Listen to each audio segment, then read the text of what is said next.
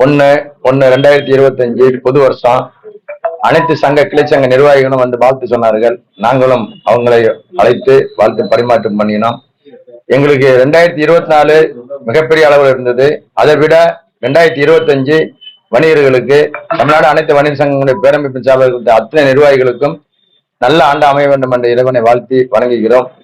குறிப்பா ஒவ்வொரு மண்டலமாக அந்த மண்டலத்தினுடைய மாநாடு நடைபெற்று வருகிறது. ஏற்கனவே தூத்துக்குடியில் உள்ள கோடீஸ்வரன் அவர்கள் தலைமையில, மண்டல தலைவர் கோடீஸ்வரன் தலைமையில மாநாடு நடந்தது தூத்துக்குடியில். அதை அடுத்து வரக்கூடிய ஜனவரி 26 அன்று நெல்லை எல்லாம் ஒருங்கிணைந்த மாவட்டத்தில் அத்தனை மாவட்டத்தினுடைய நிர்வாகிகளும் ஒருங்கிணைந்து நெல்லையில் மிகப்பெரிய அளவுல எழுச்சியாக மாநாடு நடத்த இருக்கிறார்கள். அந்த மாநாடு மிகப்பெரிய அளவுல பேசப்படும். ஏற்கனவே தென் தமிழகத்துல எந்த அமைப்புகளும் வலுவாக இல்லை. தமிழ்நாடு அனைத்து வணிக சங்க பேரமைப்பு மட்டும்தான் வலுவா இருக்கு. அதன் அடிப்படையில மாநாடை மிகப்பெரிய அளவுல நடத்த உள்ளோம்.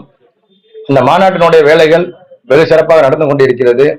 குறிப்பாக எல்லா பகுதிகளிலும் சோறு விளம்பரங்கள் செய்து கொண்டிருக்கின்றனர்.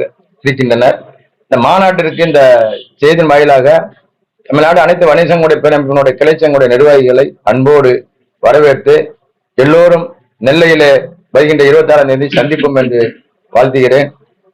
தொடர்ந்து தமிழக அரசுக்கு ஒரு கோரிக்கையை வைத்துக் கொண்டிருக்கிறோம். சென்ற ஆண்டு போன அரசு, தமிழக அரசினுடைய முதல்வராக இருந்த எடப்பாடியார் அவர்கள் வணிக உரிமம் பெறுவதற்கு வெறும் 500 தான் வச்சிருந்தாங்க. இந்த அரசு 10,500 வணிக உரிமத்தை ஏற்றி கொண்டிருக்கிறோம். இந்த நேரத்தில் அதை அவர்களுக்கு பதிவு பண்ணுகிறோம். இந்த நன்னாளில் அவர்கள் இதை பரிசீலனை பண்ணி இதை அடியோடு இதை ரத்து செய்ய வேண்டும் என்று கேட்டுக்கொள்கிறோம். மாநாடு முக்கியமா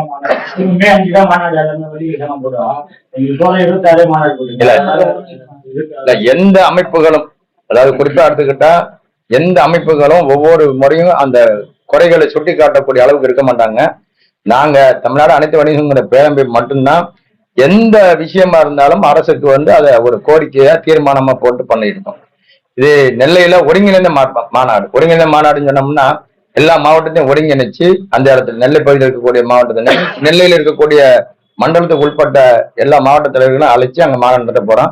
மாநாட்டுல 15 தீர்மானம் நிறைவேற்ற போறாங்க. அந்த 15 தீர்மானங்களும் அன்னைக்கு தான் தெரியும் அது என்ன தீர்மானம் நிறைவேற்ற அரசுக்காக. குறிப்பா அதுல மெயினா மத்திய அரச வாழ்த்தி ஒரு தீர்மானம். அம்மையார் நிர்மலா சீதாராமன் கடைக்கு 18%, வாடகை கடைக்கு 18% ஜிஎஸ்டி கொண்டு வந்தாங்க. அது ரத்தாயிருக்கு. அதுக்கு வாழ்த்து ஒரு தீர்மானம் நாங்க அந்த இதுல கொடுக்குறோம். யாரு நல்லது செஞ்சாலும் வாழ்த்துவோம். எந்த அமைப்பு வணிகர்களுக்கு இடையூறா இருந்தாலும் அதை கோடிட்டு காட்டி கண்டிப்பா. அதுல குறிப்பா வணிக உரிமை 1 தமிழக முதல்வருக்கு, அம்மையார் நிர்மலா சீதாராமனுக்கு மீண்டும் நாங்க தலைமையான பணியோட ஒரு வேண்டுகோளை வச்சிருக்கிறோம். என்ன காரணம்னா, இந்த ஜிஎஸ்டி ஒரு வரிமுறைகள் உள்ள கொண்டு வரணும். இது அதெல்லாம் இல்லாம ஏனாதானு எப்படியோ போய்கிட்டு இருக்கு. எந்த பொருளும் உற்பத்தி ஆகிற இடத்துலயே அந்த வரி விகிதத்தெல்லாம் வச்சு சிறு வணிகர்கள் எந்தவித பாதிப்பு இல்லாம அதை கொண்டு வரணுங்கிறது தான் எங்களுடைய நீண்ட நாள் கோரிக்கை. அப்பதான் கடையில என்னன்னா ஒரு 10 ரூபாய்க்கு வாங்கினா ஒரு 5 பைசா 2 பைசா லாபம் வச்சு அந்த பொருளை விற்பனை பண்றதுக்கு நல்லா இருக்கும்.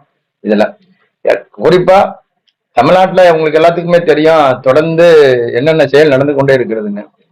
இன்னைக்கு இந்த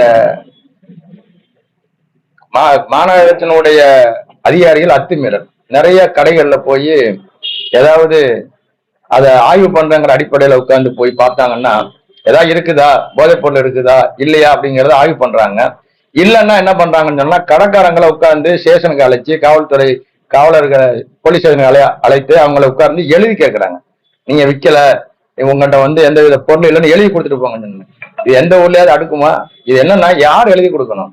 காவல்துறையில இருந்து ஆய்வு பண்றாங்க அப்படின்னா மாநகராட்சி அதிகாரிகள் ஆய்வு பண்றாங்கன்னா அவங்க வரும்போது எந்த மண்டலத்துல வந்திருக்கிறோம்னு அவங்க எழுதி கைது போடணும். இந்த கடையை நாங்க ஆய்வு பண்ணோம், இந்த கடையில எதுவுமே இல்லைங்கிறது யாரு செய்யணும்னா அவங்கதான் செய்யணும். அதனால அந்த மண்டலத்தினுடைய ஆய்வாளர்களுக்கு எல்லாம் நாங்க அதை தெரியப்படுத்துறோம். அப்படி இல்லைன்னு சொன்னோம்னா இது மாதிரி தொடர்ந்து நீங்க ஏதாவது மாநகராட்சியினுடைய அத்துமீறல் நடந்ததுன்னா ஒவ்வொரு மண்டல வாரியாக வரக்கூடிய மாசத்துல நாங்க ஆர்ப்பாட்டம் பண்ணவங்க தெரிவித்துக் கொள்கிறோம். திமுக அரசால் வியாபாரிகள் எந்த அளவுக்கு இது பண்றாங்க, அராஜகம் பண்றாங்களா? அதை வாங்கிட்டு இல்ல இந்த ஆரம்பத்தில் ஏன்னா நிறைய போன முறை ஆட்சியில் இந்த பிராண்ட் கடை பண்ண நடக்குது.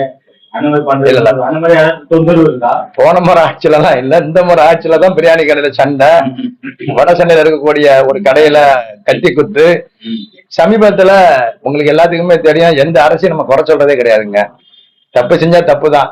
இந்த முறை சென்ற ஆண்டோட இந்த ஆண்டு வணிகர்களுக்கு எல்லாம் மிகப்பெரிய அளவுல இடைஞ்சல் தான் சென்ற அரசோட இந்த அரசு. காரணம் ஒண்ணு, வணிக உரிமம்.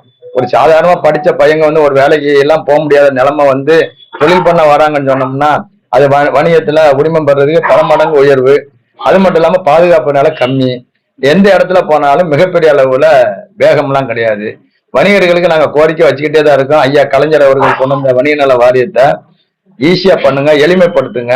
காரணம், எளிமைப்படுத்தக்கூடிய அளவிற்கு பாரத பிரதமர் பொறுப்பேற்று அவர்கள் வந்து ஏற்கனவே பாரத பிரதமருடைய திட்டம், அதுல வங்கி கணக்குல பணம், இப்படி ஒவ்வொரு திட்டங்களா கொண்டு வந்து இருக்காங்க. முதல்வர் காப்பீடு திட்டம், இங்க பாத்தீங்கன்னா முதல்வர் காப்பீடு திட்டம்னு ஒண்ணு இருக்கும். அவரு அதை போய் ஹாஸ்பிட்டல்ல பார்த்தா ஒரு 5 லட்சத்துலேருந்து 10 லட்சம் செலவு பண்ணக்கூடிய வாய்ப்புகள்லாம் இருக்கு. இப்படி எல்லாம் அரசுகள் பல சலுகைகள் அளித்துக் கொண்டு இருக்கார்கள். ஆனா வணிகர்களுக்கு வணிக நல வாரியத்தை சரி பண்ண முடியல, அந்த மாதிரி நிலைமை இல்லாம இருக்கிறாங்க. அவங்களுக்கு எல்லாம் இந்த பேட்டியின் வாயிலாக அது துறை சார்ந்த அமைச்சருக்கு ஒரு வேண்டுகோள் வைக்கிறோம்.